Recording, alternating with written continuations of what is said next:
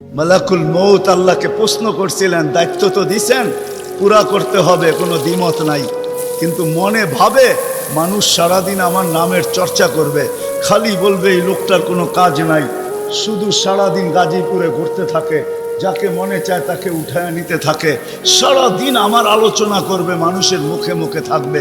তো আল্লাহ প্রতি উত্তরে বলছিলেন, সাআজআলু লিল মাউতি সাবাবা, আমরা মৃত্যুর কারণ বানায় দিব। ইয়াযকুরু সাবাব ওয়া ইয়ানসাক, মানুষ কারণ নিয়ে আলোচনা করবে, তোমার নাম ভুলেও নিবে না।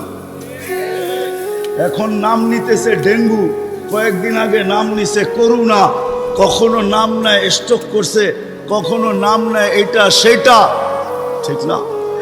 হ্যাঁ, আরেকটা কারণও আছে। শুধু নবীজির দিকে তাকায়, এই উম্মতের জন্য আল্লাহ এটা করছেন, এই উম্মতের জন্য। এই উম্মতকে আল্লাহ আখিরাতে শাস্তি দিতে চান না। হায় হায়, উম্মত যদি নবী চিনত। আয়সা পড়ছি অবেলা, তো হাতে সময়ও নাই, আর হইল ওয়াজ মাহফিল, অন্য কিছু হইলে হয়তো ওইদিকে চলে যেতাম। নবীজি শুনানের সময় আমার কাছে এখন নাই। যে উম্মত নবী চিনে না, নবীর কারণেই আমরা পাইছি। এই উম্মতকে শাস্তি আল্লাহ আখিরাতে ইনশাআল্লাহ দিবে না। হ্যাঁ হ্যাঁ, দেয় তো দেয় কি কইরা, যার উপরে তিনবার কুদরতি হাত লাগছে। কয়বার?